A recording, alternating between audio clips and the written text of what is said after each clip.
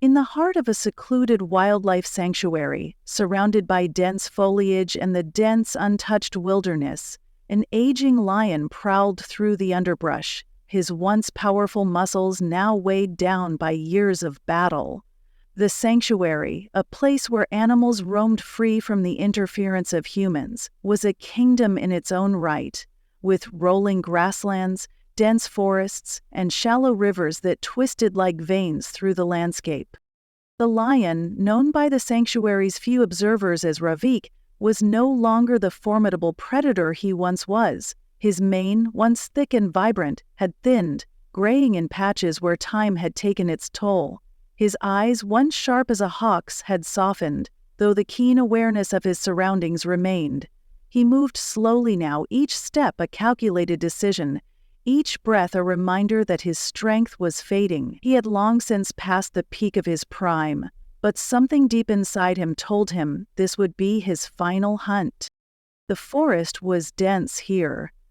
Trees twisted and turned toward the sky, their trunks gnarled and bark peeling. Vines hung like tendrils swaying in the air. The air was thick with the scent of earth and leaves, damp from the recent rains.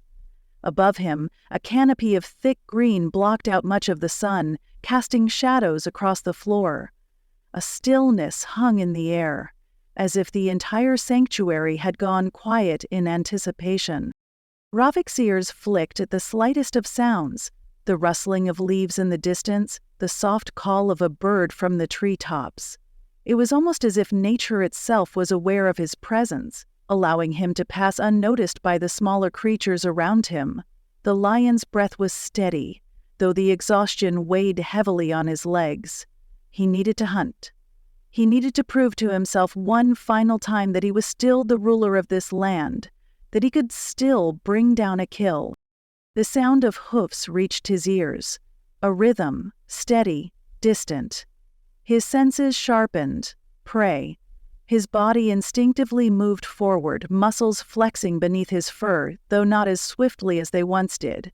He had hunted this way countless times before, learning to move with the land, to use the wind, the shadows, to his advantage. But today it felt different. His movements felt slower, more deliberate. The weight of age was undeniable. Through the dense foliage ahead, the shapes of wildebeest emerged, their large bodies moving with caution, sensing the danger in the air. Their heads were lowered, grazing on the thick, lush grasses that grew near the edges of the river. The water shimmered faintly in the distance, a glimmer of movement that hinted at life, at the risk of death. The wildebeest were unaware of the lion's presence, for now. But Ravik knew this was not a hunt he could afford to fail. He had no second chances left. The wind shifted, a soft breeze that carried his scent toward the herd. He knew that if they caught his scent they would scatter. Time was running out. Ravik crept closer, each step a struggle against the ache in his joints. His paws barely made a sound against the wet earth as he drew nearer. The wildebeest were still unaware, their attention consumed by their own survival. But Ravik could feel their presence now. He could sense their fear, their primal understanding of the land around them. The lion's breathing deepened, his chest rising and falling in a slow rhythm. The thrill of the hunt surged through him for one last time. He paused, crouching low behind a thick brush. He could feel the sweat on his brow, the strain in his limbs. His vision was sharp, focusing on the strongest of the wildebeest, a massive bull standing apart from the group, its head held high, oblivious to the danger lurking just beyond the underbrush. Ravik's body tensed, his muscles coiled like springs ready to strike, but then an unexpected sound, a soft crack of twigs from behind him. His ears shot upright. Something was not right. The wildebeest hadn't moved, but the hair on the back of his neck bristled with an instinctual unease. The sound grew louder, a crackling of the brush, a low growl almost like a whisper in the wind. Ravik's eyes darted around. There was something else in the forest, something watching him. His instincts screamed, but his body had grown too old to react with the swiftness he once commanded. Then, a shadow loomed behind him. Another lion. A younger male, sleek and powerful, his muscles rippling beneath his tawny coat. Ravik's heart pounded as he realized what was happening. A challenge. The younger lion was stepping into his territory, testing his dominance. Ravik knew this was a fight he could not win. Not today. Not now. The wildebeest had sensed the shift in the air, the change in the forest. They began to move, nervously shifting their weight, stepping toward the river's edge. Ravik's eyes flicked back to the herd, his only chance to feed. But his thoughts were interrupted as the younger lion advanced, his presence undeniable, his eyes locked onto Ravik. This was not about food. It was about survival. The lion's tail flicked behind him, his claws unsheathed, ready to fight. Ravik, though weary, knew he could not back down. His heart pounded as the younger lion let out a low growl, stepping closer, each movement deliberate, each step a challenge to Ravik's position. The elder lion's body trembled, not from fear but from the weight of experience. He had lived through countless battles, but this final one, felt different. As the younger lion lunged, Ravik fought back with the last ounce of strength in his tired frame. Their bodies collided with a sickening thud, the sound echoing through the stillness of the forest. The younger lion was fast, powerful, and relentless. Ravik, though weaker, used his old tactics, dodging, circling, landing blows when he could. The fight was brutal, the sound of claws slashing through fur, the growls of the two lions as they struggled for dominance reverberated through the forest. For a moment it seemed as though Ravik might regain control, but the younger lion was too much. With a final, decisive swipe, Ravik was knocked to the ground. The air was still again. The younger lion stood above him, panting, victorious. Ravik lay on the ground, breathing heavily, his eyes slowly closing. The weight of age, the realization that his time had come, washed over him like the cool breeze that began to stir. And then, as Ravik's vision blurred and the world faded into darkness, a strange sound reached his ears. The rustling of leaves, the thundering of hooves. The wildebeest were charging, running toward the river, unaware of the two lions locked in combat. Ravik's eyes fluttered open one last time, and for the first time in years, he felt a surge of clarity, a final, fleeting connection to the hunt. As he lay there, unable to move, he saw the wildebeest flood into the river, their bodies surging forward in the frantic rhythm of migration. The younger lion glanced at the herd, hesitated, and then turned away. His victory over Ravik meant nothing now. The hunt would go on, but not today, not for him. In the silence that followed, Ravik's breath slowed, the weight of his final battle lifting. The young lion, having claimed his place as the new ruler, left the scene as quietly as he had arrived, and the sanctuary forever untouched, forever wild, carried on, as it always had, with life and death intertwined in its endless cycle. The story of Ravik, the aging lion, would become a whisper in the wind, carried by the trees and the creatures that roamed the forest, a reminder of the ferocity and fragility of the natural world. As the sun began to set, casting long shadows over the dense trees and high grasses, the sanctuary returned to a quiet stillness. The events of the day, the brutal clash between the lions, faded into the rhythms of the wild. The younger lion, victorious in his claim over Ravik's fading reign, wandered off into the underbrush, his body still tingling with the adrenaline of the fight. He was no longer just a creature of the forest, he had now become its king, the heir to the legacy of Ravik's rule. But the sanctuary was not done with its story. It had witnessed something beyond the battle for dominance. It had observed the struggle between time and survival, the tension between the untamable spirit of the land and the inevitable erosion brought by age. As night settled over the sanctuary, a new presence began to make itself known. The moon hung low in the sky, its pale light casting ghostly shadows on the forest floor. The atmosphere was thick, heavy with the scent of damp earth and the distant calls of night creatures.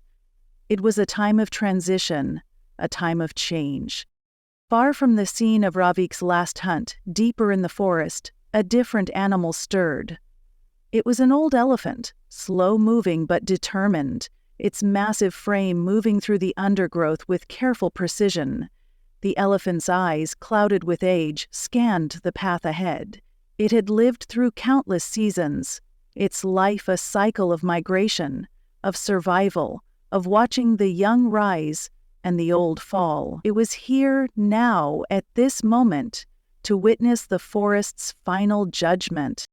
The elephant moved with grace, despite its size, its ears fanning the air as it walked. It seemed almost drawn to the place where Ravik had fallen. Perhaps it was instinct, perhaps the ancient wisdom of the earth itself guiding the creature forward.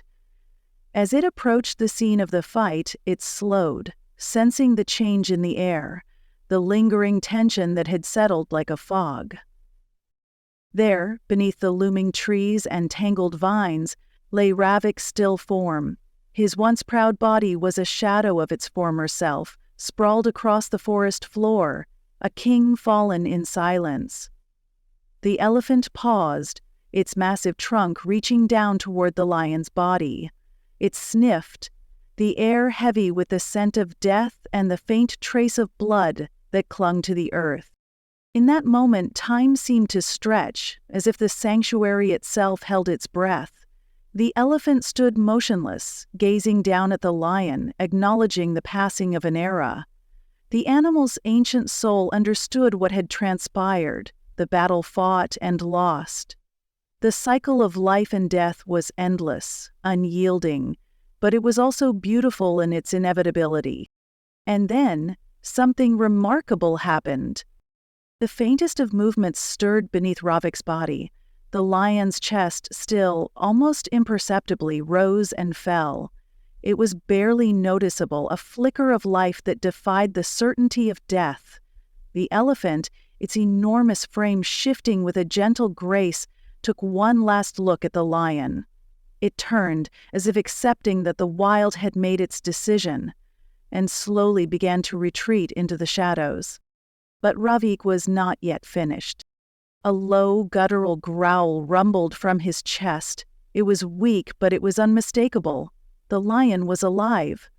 The world around him seemed to fade, the sounds of the forest muffled by the effort it took to raise his head. His vision swam, his body weak, but there was something in his spirit that refused to yield.